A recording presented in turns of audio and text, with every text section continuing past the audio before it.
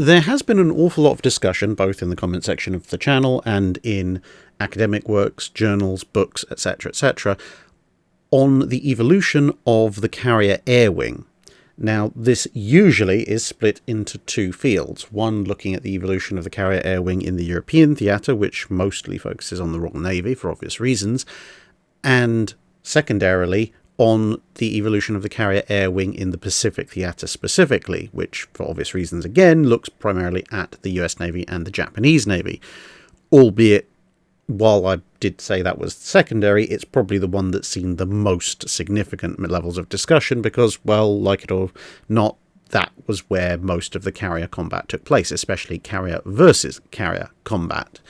But since this is a hugely complex topic and also involves things like aerial tactics that are perhaps better discussed by someone like Chris on military aviation history, we are going to look at the composition of the carrier air wing and what that suggests about the priorities of the navies in question.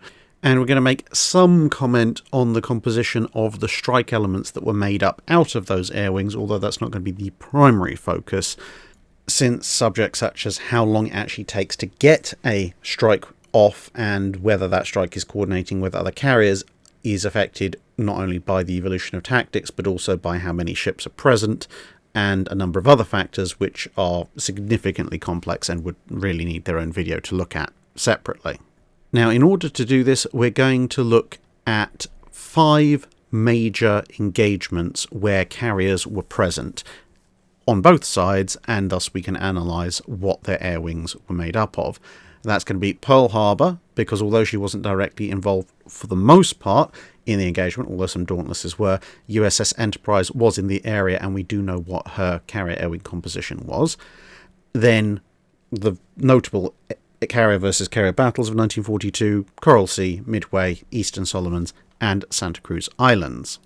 In each of these cases, we are going to look exclusively at the full fleet carriers, and that's because when you look at smaller carriers or carriers with otherwise lesser capabilities like Wasp, Ranger, Shoho, Rugio, well, apart from the fact the Ranger's not physically present in the Pacific, these all have certain limitations beyond what the Navy in question is trying to do with its carrier air wings that would skew the results a little bit. So with Shoho, Rugio, and even Hio and Junio, their carrying capacity is physically too small to fit what the Japanese Navy viewed as a fully balanced air wing in, and in 1 or 2 cases, they also physically can't fit that many aircraft of specific types because of hangar restrictions, sizes of lift, and so on and so forth.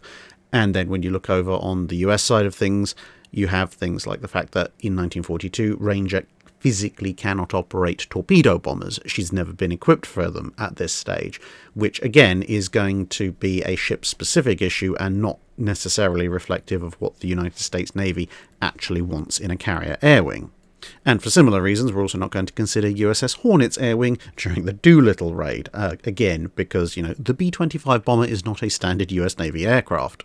So now that we know which ships we're actually going to be looking at, the procedure that's going to be adopted is to work out how many aircraft of each type were aboard each ship, looking at strike aircraft or strike-capable aircraft only, and then we're going to average out the total number of aircraft where there are multiple carriers present, and turn that into a percentage, making some reference to specific numbers aboard specific ships, and particularly making reference if there are any fleet carrier air groups that are somewhat atypical in comparison to all of their fellows.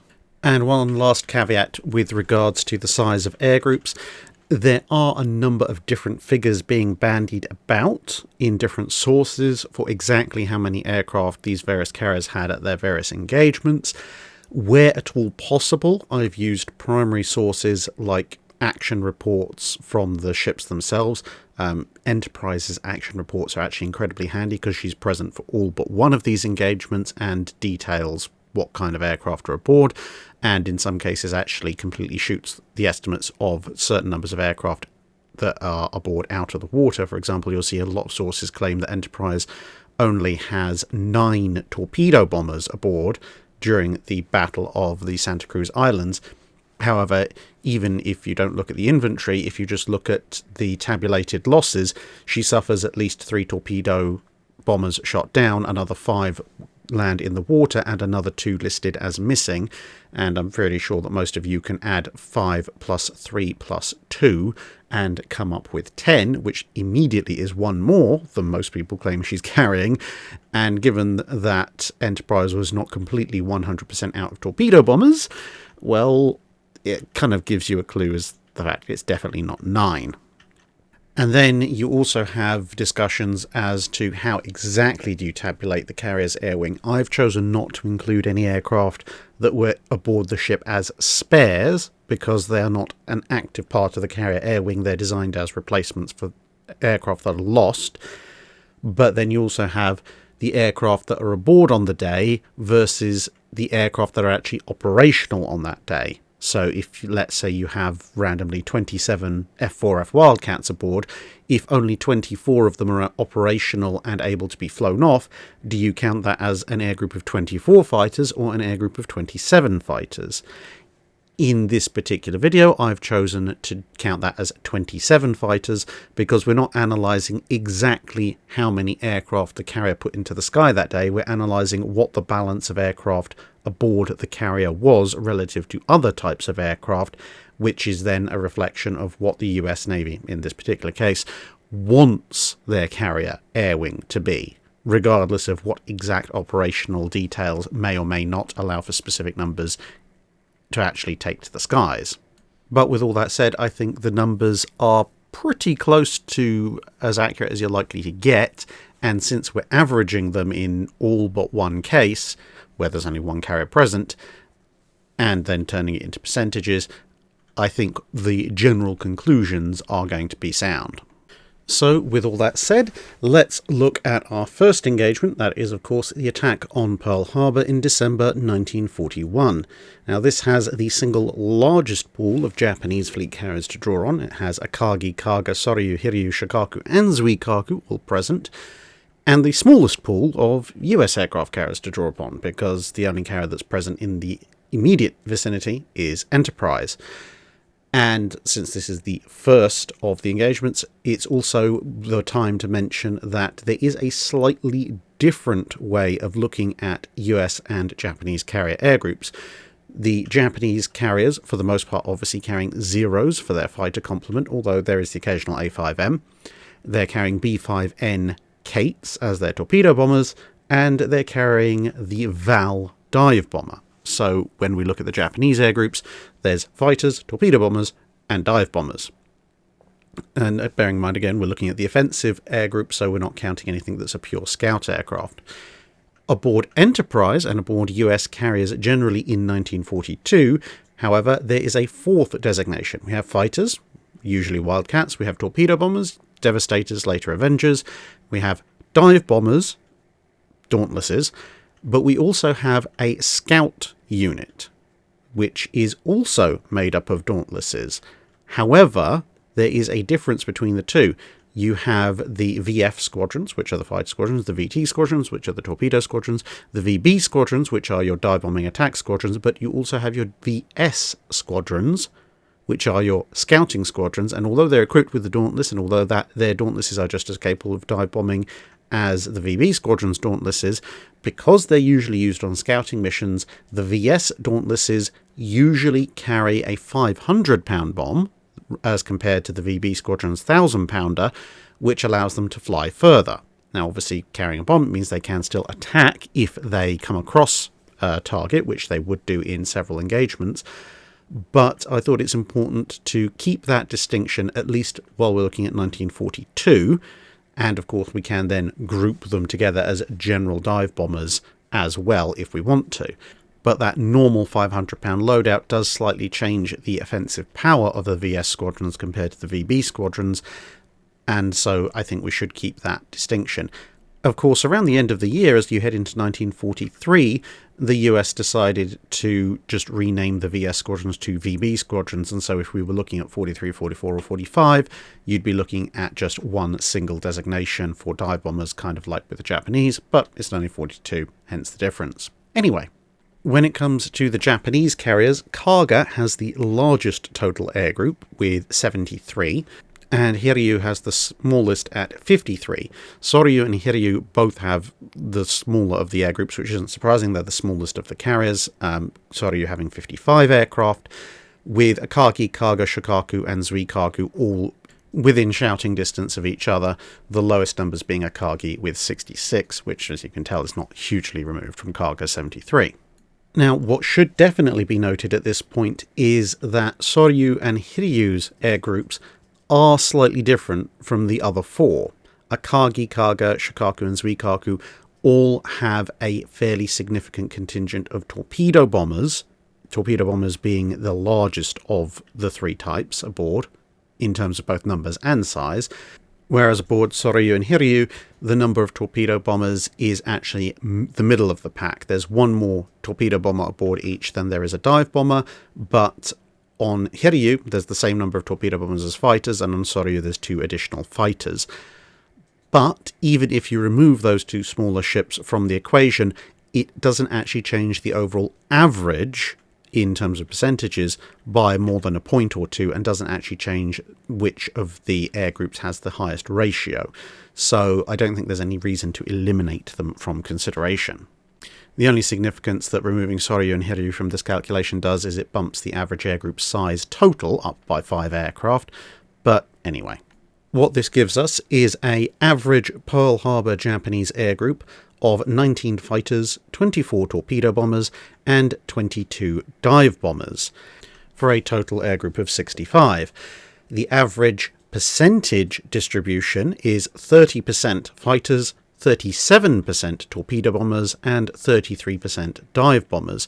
So we can see that the Japanese are valuing the anti-shipping strike potential of the torpedo bomber above all else. Now, obviously at Pearl Harbour, some of these torpedo bombers were launched with torpedoes and others were launched with bombs and used as level bombers, but nonetheless, it's actually a significantly greater commitment to the B-5N as your primary weapon beyond what you might otherwise think, because the B-5N is, of course, the largest aircraft aboard the Japanese carriers, as torpedo bombers generally are. So you have the largest component of your air group also made up of the largest aircraft, therefore going to take up significantly more space than either the dive bomber or the fighter air groups. And more generally speaking, it's interesting to note that it is the torpedo bombers that tend to see the largest increase in numbers aboard as the air group sizes increase. So if we use the carrier with the smallest air group, that being Hiryu, the difference between her dive bomber complement, 17, and the largest dive bomber complement, which is a joint between Shokaku and Kaga, at 26, so that's an increase of 9 aircraft, whereas with fighters, she has 18 fighters aboard. The largest air complement for fighters is 21 aboard Akagi and Kaga. But when it comes to torpedo bombers, her 18 contrasts quite significantly with the 27 that can be found aboard Akagi, Shokaku, and Zuikaku.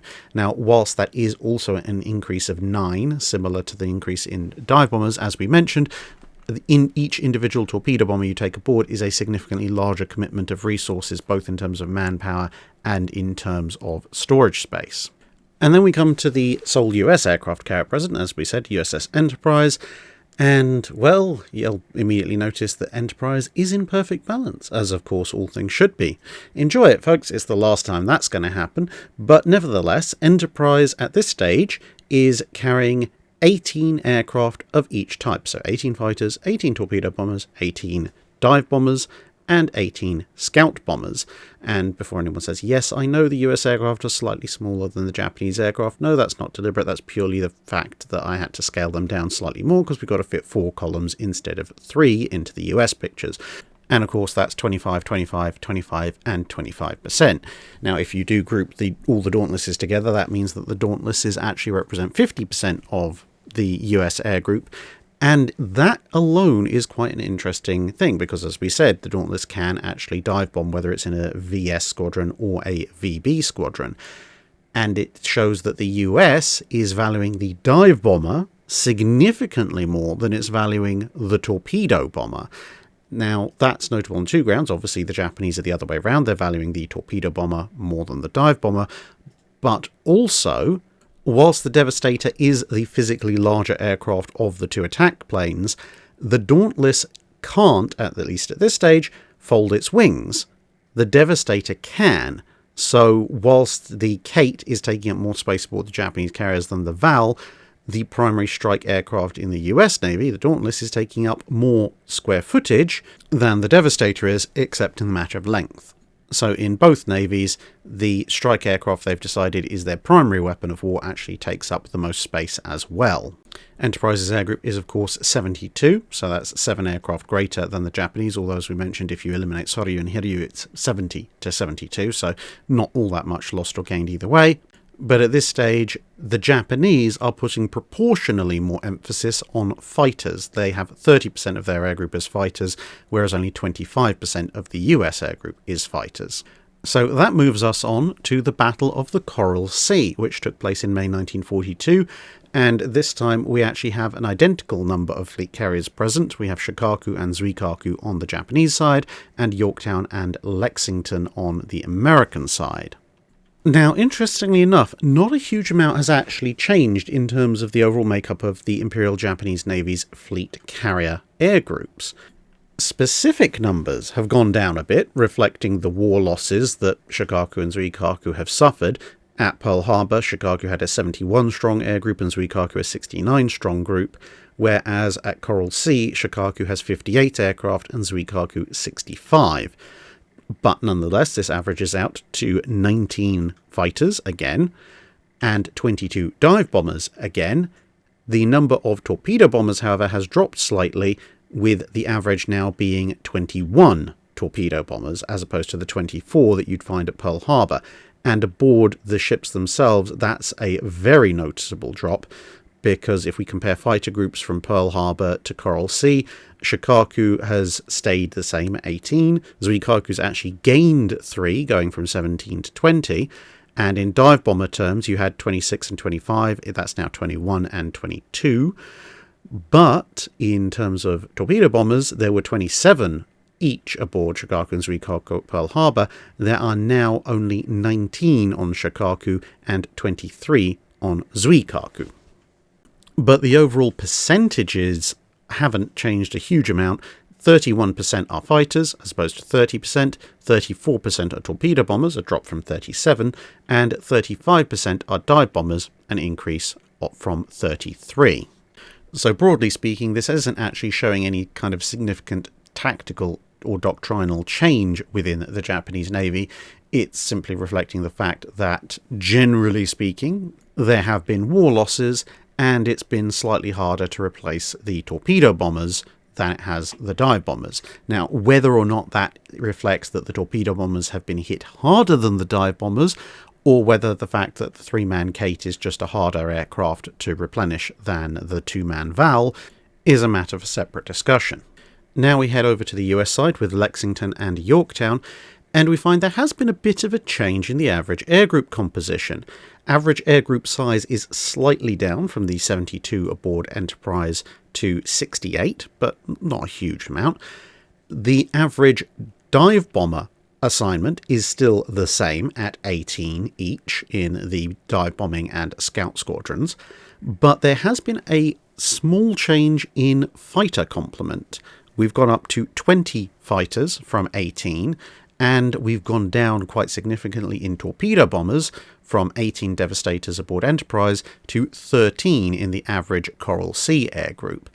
Now, the interesting thing is that the increase in fighters is solely down to Lexington. Yorktown still is carrying 18 Wildcats, similar to her sister at Pearl Harbour, but Lexington has a few more aboard. But both carriers have a reduced number of torpedo bombers aboard. They are both carrying 13. Now, what this does to the percentage balances is that the dive bombers don't change all that much, going from 25 and 25% to 26% and 26%, or 52% total. But fighters have gone from 25% to 29%, an increase of 4%, and the torpedo bomber complement has dropped from 25% down to 19%, a drop obviously of 6%. Now, at this stage, the Devastator has not suffered the catastrophic losses that they would at Midway, and all things considered, a increase on average of 2 fighters in the fighter air group is not a huge amount.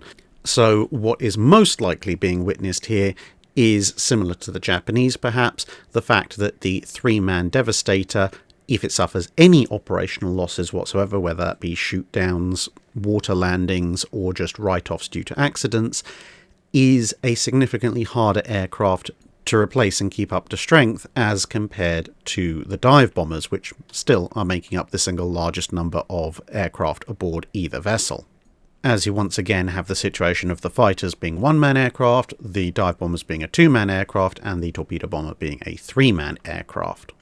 So by the time that Coral Sea kicks off, I think you can say that there hasn't been a huge shift in any way, shape or form in the doctrine of the carrier air group, or indeed a huge amount in the makeup, other than just reflecting the fact that this is occurring after several months of war, with a resultant loss in men and machines on both sides, and a consequential reduction in overall size of the air groups, and the size and manpower requirements of the torpedo bombers making them the hardest of all to replace, given that neither nation has really fully geared up for wartime production at this stage. And so we move on to the Battle of Midway, and once again, still only looking at the full fleet carriers, we have on the Japanese side Akagi, Kaga, Hiryu, and Soryu, and on the American side there are now 3, all 3 of the Yorktowns present, Enterprise, Yorktown, and of course Hornet. Now, in the Imperial Japanese Navy, that means we have an average fighter complement of 23 compared to 19 at Coral Sea, an average torpedo bomber complement of 20 as compared to 21 at Coral Sea, and an average dive bomber complement of 18 as compared to 22 at Coral Sea. Percentages are 38, 33, and 29% as opposed to 31, 34, and 35% at Coral Sea. And so what we're seeing is actually not a huge change in the percentage of torpedo bombers aboard, but there has been a slight diminution of the strength of the dive bombers, which is somewhat understandable at this stage because the Val really was quite a vulnerable aircraft. Now, visually, of course, this is creating something of a balance towards the fighters at the expense of the dive bombers, but since we haven't seen any of these 4 carriers since Pearl Harbour, let's take a quick look at their overall air groups as compared to 2 at that attack and see if anything has significantly changed. Well, the dive bombers seem to be the most reduced, at least in this diagram, but Akagi's dive bomber complement hasn't actually changed. It was 18 and it still is. Kaga's has dropped. It was 26, it's now 20. Hiryu had 17 at Pearl Harbour. She's now actually picked one up and has 18. And Soryu had 17 as well. She's lost one down to 16. Who knows, maybe they swapped one. Nonetheless, when we look at torpedo bombers, there has been a very significant drop in Akagi. She had 27 torpedo bombers originally, and she now only has 18. Kaga has actually gained one, going up from 26 to 27. Soryu and Hiryu had 18 at Pearl Harbour, and they have 18 now. So the big drop in torpedo bombers is actually just Akagi. Then we look at fighters, and Akagi and Kaga both carried 21 fighters, and Soryu and Hiryu had 20 and 18 respectively at Pearl Harbour. Now Akagi has 24, an increase of 3, Kaga has 27, an increase of 6, and Soryu and Hiryu are both now carrying 21 aircraft, which is just an increase of 1 for Soryu, but an increase of 3 for Hiryu. In the absence of Shikaku and Suikaku, the average air group size has gone down from 65 to 62, but 62 was also the average of Shikaku and Suikaku at Coral Sea. So whilst specific air groups at Midway are showing some diminution of their strength in strike aircraft thanks to wartime losses thus far, the single biggest change in overall makeup is this increase in overall fighter levels. The average percentage air group being 38% of fighters, 33% of torpedo bombers, and 29% of dive bombers. This is obviously somewhat reflecting the fact that you have to have a fairly strong combat air patrol and a fairly significant escort at the same time because if you don't have one or the other, well, without strong combat air patrol, your aircraft carriers might very well get bombed, and without a strong escort, the enemy combat air patrol might well chew up your strike group. But over in the US fleet, there is a significant change, which you can see here. The average air group is now 27 Wildcats, 15 Devastators, 19 dive bombers for the bombing squadrons, and 18 dive bombers for the scout squadrons. So if we compare that to Coral Sea, because, well, Yorktown is present at both of them, we can see that overall the air group has increased fairly substantially. There was an average air group of 68 at Coral Sea. There's now an average air group of 78 at Midway. But the single biggest change by far is in fighters. There is 27 compared to an average of 20. Torpedo bombers have gone up slightly. There's now 15 compared to 13. And the number of dive bombers has stayed basically the same, 18 and 18 versus 19 and 18 now. But if we say look at Yorktown's air group specifically, in terms of dive bombers compared to Coral Sea, she's only managed to pick up a couple of extra scouting Dauntlesses. In terms of torpedo bombers, she's picked up a couple of extra Devastators. But fighter-wise, Yorktown only had 18 F4Fs at Coral Sea. She now has 27 at Midway. So whilst the Japanese fleet at Midway is showing something of a doctrinal shift towards accepting more fighters are needed in its air group, the US is actually showing a significantly greater shift in this position. Although, thanks to the sheer numbers of Dauntlesses, it doesn't actually make as great a shift in the percentage terms. The average air group for the US Navy at Midway is 35% fighters, 19% torpedo bombers, and 24% dive bombers, with 23% being the dive scouting bombers, which has actually for the first time dropped the number of Dauntlesses percentage-wise below the 50% line, as there's now, quote-unquote, only 47% of the air group made up of Dauntlesses, but it's an overall 6% increase in the proportion of fighters assigned to the fleet. And of course, as many have pointed out in previous analyses of Midway, the fact that the three Yorktowns are averaging an air group size of 78 versus the average air group size of 62 aboard the Japanese carriers does make up somewhat for the fact that there are only 3 of them compared to the Japanese Navy's 4. And then, of course, you have to factor in the land-based aircraft on Midway and so forth, but that's a bit out of the scope of this particular video. So, moving on. And that, of course, leads us to the Guadalcanal campaign, and the first of the 2 big carrier battles that took place during this period. The first one, of course, being the Battle of the Eastern Solomons. We have the returning contenders from Coral Sea, Shikaku and Zuikaku, and we have Saratoga taking the place of Yorktown and Hornet, but Enterprise is still around. Now, of course, we do have to compare with Coral Sea and Midway for the Japanese, whereas, fortunately, with the US, there's always some continuity with the previous battle. Nonetheless, you can probably see there's been a fairly significant shift in Japanese carrier air group layout. And in actual fact, this is just identical on both ships as far as I can tell. There's 27 fighters, 18 torpedo bombers, and 27 dive bombers, which yields percentages of 38, 25, and 38. Now, this is a fairly radical shift. We've already had this increase in the number of fighters that we saw somewhat at Midway. But now the torpedo bomber, which you'll remember from the start was the Japanese Navy's primary strike aircraft, well, now it's quite clearly in abeyance as compared to the Val dive bomber. Of course, as those of you who've seen the Guadalcanal series will know, that didn't work out particularly brilliantly for the Val air groups when faced with Enterprise and its year's worth of production of the Orkan 20mm, but that's a little bit beside the point. Now, if we compare them to the Coral Sea air groups that Shikaku and Zuikaku set out with, back then they carried an average of 19 fighters between them. Now they have 27, so that's an increase of 8 aircraft. That's quite significant. Torpedo bombers have gone down a little bit. The average air group was 21, it's now 18, but of course dive bombers have gone up a fair bit. They had 22, they now have 27. And interestingly, compared to Midway, which obviously Shikaku and Zuikaku were not present for, the overall balance of the air group is still quite radically different. The torpedo bomber complement has only decreased slightly, a Midway air group of 20 compared to the Eastern Solomons 18. But the fighter group has still gone up. Obviously, we started to see that increase at Midway, but the Midway average fighter group was 23, and as we said, it's now 27. And of course, only 18 dive bombers present in the average Midway air group, as opposed to 27 aboard Shikaku and Zuikaku.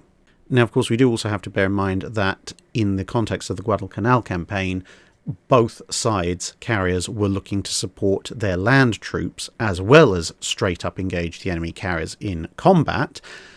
And this may also be an explanation as to why the Vals are present in much greater numbers than the Kates, because of course the Kates are designed to torpedo bomb, and whilst Pearl Harbour showed that you could use them as level bombers, well, the Vals are probably going to be more precise at placing their payloads on land targets as opposed to trying to level bomb with a torpedo bomber. But again, the concepts as to why they're making these changes is a subject for another video, or perhaps even a air specialist, as opposed to just showing you that these things have changed and by how much. And so what's going on in the good old US of A? Well, you can see there is a slight change in the overall pattern of the air group, but it's not quite as extreme. Compared to Midway, where you had 27 fighters in the average air group, you now have an additional happy one at 28. The torpedo bombers, of course, took an absolute pasting at Midway, and you'll notice that the Devastator has now been replaced by the Avenger. There are 14 of them on average compared to 15 at Midway. And the dive bomber complement has gone down slightly as well. There were 19 and 18 in the bombing and scout squadrons respectively on average. Now there are 17 each. And this is partially reflected in the fact that the average air group at Eastern Solomons is 75 strong, as opposed to the 78 strong air group on average at Midway. And so there's probably not a huge amount changing in US doctrine between Midway and the Eastern Solomons as far as the proportions of the air groups go. Granted, we've gone up by 2% from 35% to 37% for fighters, but the average number of torpedo bombers is exactly the same at 19%, and the air groups that are equipped with Dauntlesses have just dropped a percentage point each from 24% to 23% and 23% to 22%. But given that we're talking about increases and decreases of one or two aircraft per type, I think this is just a reflection of the differences in the air groups of the carriers in question, because of course Saratoga is a Lexington class, Enterprise is a Yorktown class. So whilst, apart from swapping out the Devastator for the Avenger, the US is broadly sticking to its Midway scale of air group makeup, the Japanese are actually continuing to change somewhat, in as much as they're introducing a lot more fighters to the mix, but of course, as we established previously, they were a little bit behind the Americans in doing this. But it's interesting to consider that in terms of the average fighter complement of both sides, the US and Japanese navies are actually now pretty similar, with 27 on one side and 28 on the other. Their torpedo bomber numbers, the Japanese actually still have slightly more, 18 versus 14, but of course the US has considerably more dive bombers, as they have done pretty much all through. Whilst there are 27 dedicated dive bombers aboard the average Japanese air wing at Eastern Solomons and only 17 aboard the Americans also have the 17 scout bombers, which, if you can do the math quickly enough, adds up to a total of 34, which is considerably more than what the Japanese have. And that, of course, brings us to the final big carrier battle in the Pacific in 1942, the Battle of Santa Cruz Islands. This is in October 1942. So we've gone from December 41, May 42, June 42, August 42, and now we're now into the autumn, or fall, as I guess you call it over in the States. And we have the returning contenders, Shikaku and Zuikaku. Enterprise is back from Eastern Solomons, but she's now joined by her sister ship Hornet that we last saw at Midway. So fortunately this time we can actually directly compare with the previous battle on both sides. So how's it looking over on the Japanese Navy side? Well, let's just say it's not looking particularly good. The Battle of the Eastern Solomons came at a very high price for the Japanese. And yes, of course, we know during the Guadalcanal campaign, we've got Hio and Junyo and all of the Rougeau and all that getting involved. But as we said, we're looking at the fleet carriers here. Now, the air groups of both carriers have been hit very hard. They have managed to scare up some new aircraft. And of course, now that they know they're almost certainly going to be taking on US carriers significantly more than perhaps they were anticipating at first, they have managed to scrape up some additional torpedo bombers, the primary anti-shipping strike aircraft at this point. However, numbers total have dropped. There were 72 aircraft each aboard Shokaku and Zuikaku, and therefore also on average. Now, Shokaku is carrying 65, Zuikaku is carrying 63, for an average of 64 aircraft. And, well, the fighter complement's taken quite a beating. They've gone down from 27 on average to 20. The dive bomber complement has gone down from 27 to 22. There's 21 on Shokaku, 23 on Zuikaku. And the torpedo bomber complement has, in fact, as mentioned earlier, risen. It's the only type to do so on the Japanese side, whereas they had 18 apiece at Eastern Solomons. There's now 24 aboard Shokaku and 20 aboard Zuikaku for an average of 22. So although the torpedo bomber hasn't quite managed to regain the preeminence in the Japanese strike package that it had in Pearl Harbour or at Midway, it is at least now equal to the Vals, albeit that this is more to do with the fact that there's an awful lot of Vals that didn't make it back from the Eastern Solomons than it is to do with huge numbers of incoming torpedo bombers. The average increase in torpedo bombers is actually only an average of 4 compared to Eastern Solomons per carrier, whereas we're looking at a drop of 5 for the dive bombers and a drop of 7 for the fighters. Now, what that has done in terms of proportions is that it's dropped the fighters from 38% at Eastern Solomons to 31%. The dive bombers have dropped from 38 to 34%, but the torpedo bombers have jumped from 25% of the air group at Eastern Solomons to 34% at the Battle of Santa Cruz. On the US carriers, however, it's a different story. Whilst the Japanese carriers are coming to the field with significantly fewer aircraft than they had when they came to the field previously, the Americans are coming with more. There's now an average air group size of 86 as compared to 75 the previous time they matched up. Dive bombers remain static at 17 apiece, and the torpedo bombers also remain static, approximately speaking. Now, I did make a slight error in the previous slide because I think I showed 15 Avengers when in fact there should have just been 14. Now there are 15, so this graphic is correct, but it doesn't really make too much odds. Where the big increase in the air group size has come from, as you can probably tell, is fighters. In fact, there are so many fighters that they've overfilled their column and begun to intrude into the next one, with an average of 37 fighters per carrier being carried aboard the US Navy vessels. So this is showing a clear and increasing doctrinal shift for the US Navy, with 43% of the air group being made up of fighters, 18% being made up of torpedo bombers. That hasn't actually changed hugely, but the number of dive bombers aboard, although overall in absolute terms hasn't diminished, in percentage terms has diminished quite considerably, with 19% and 20% for the dive bombers and scouts. So that's a total of 39% of the air group made up of Dauntlesses, which is the first time in the major carrier battles that the Dauntless is not the single most common aircraft aboard US Navy carriers, the fighters now having taken that position. And Enterprise, of course, being the specific connecting ship, she has 15 torpedo bombers in each of the engagements. For Santa Cruz, she actually picks up an extra dive bombing Dauntless as opposed to scout Dauntless, so she now has 18 apiece as opposed to 17 and 18, but she's picked up 10 extra F4Fs. So overall, what does this mean for the two navies and how their air groups have evolved over the course of the first year and a bit of the war? Well, as you can see, for the Japanese Navy, I don't think you can really draw too many conclusions. The graph is a complete mess.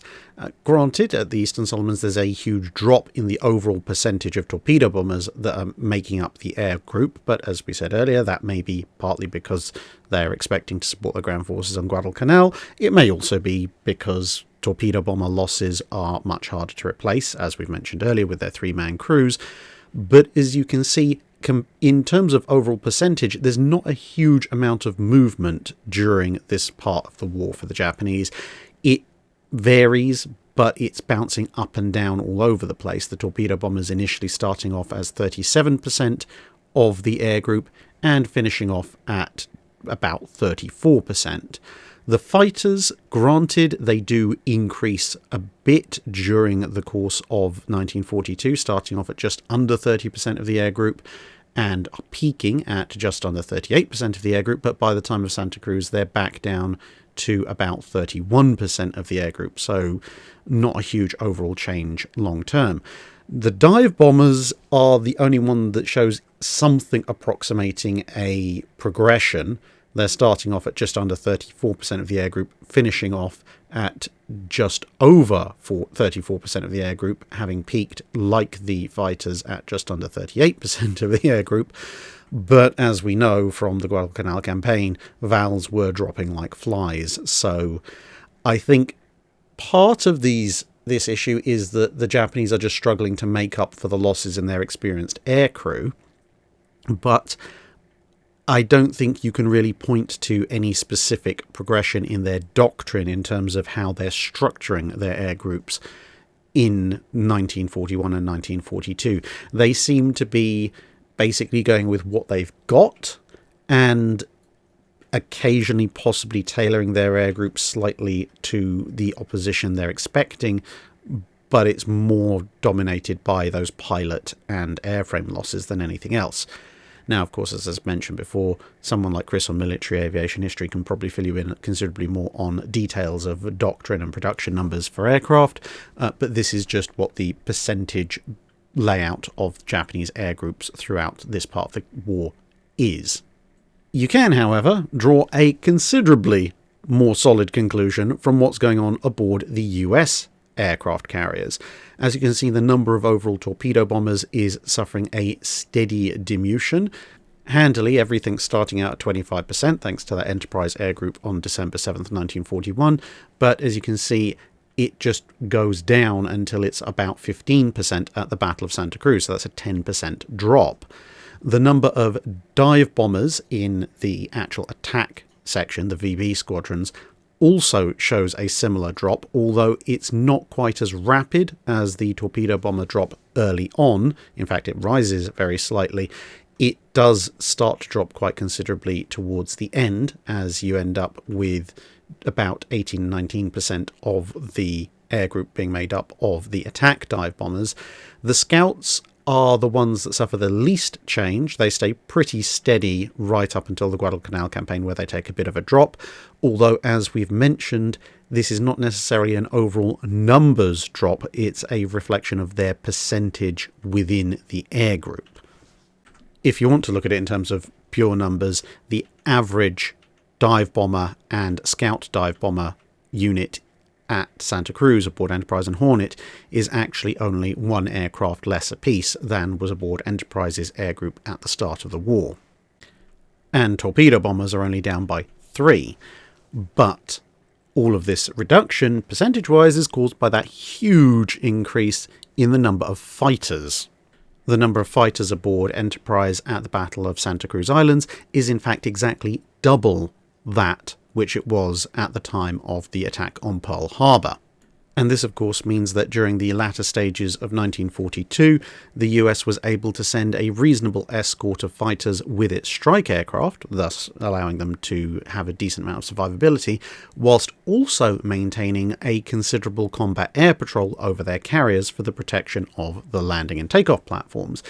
Now, of course, as you would have seen during the series on Guadalcanal that I did, that didn't necessarily directly translate into results, thanks to poor fighter control and aerial direction in 1942.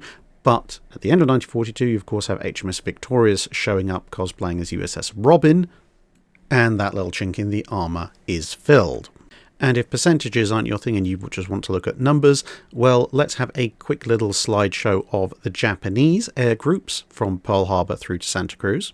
Starting at Pearl Harbour, then Coral Sea, then Midway, then Eastern Solomons, and then finally Santa Cruz. And the US starting with Pearl Harbour, then Midway, then on to Coral Sea, then over to the Eastern Solomons, and finally to Santa Cruz. So hopefully that was somewhat informative to everybody. Let me know what you think in the comments below about the little 3D renders that I put together to help visualize everything. It's a little bit of a new field for me, but hopefully it made things a little bit more easy to comprehend. And who knows, at some point down the line we might look at the air group makeups of the other carrier battles of World War II in the Pacific Theatre, albeit there aren't actually that many of them left. Nonetheless, thanks very much for watching. That's it for this video. Thanks for watching. If you have a comment or suggestion for a ship to review, let us know in the comments below. Don't forget to comment on the pinned post for dry dock questions.